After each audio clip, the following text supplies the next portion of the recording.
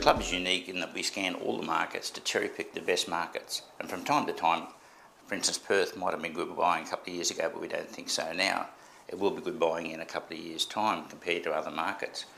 We then narrow it down even more, and the club concept has never changed. It always says where the city centre is, we want to be very close to the city centre, and that's where we're going to have the greatest capital appreciation. The further you go out to the perimeter, then the less capital growth you're going to have.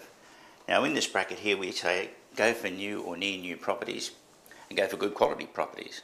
So when we started, the average price in here was about 160 to 180,000. Now in Brisbane and Melbourne it's about 450,000, and in Sydney it's about 550,000. That will give you about a 2% per annum better capital growth than the outer perimeter, and it's logical. Why? Because there's far more stock, far more supply out here than there is here.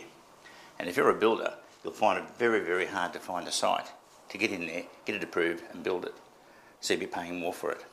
So the club concept has never changed. Cherry pick, buy good quality properties up around that medium price bracket.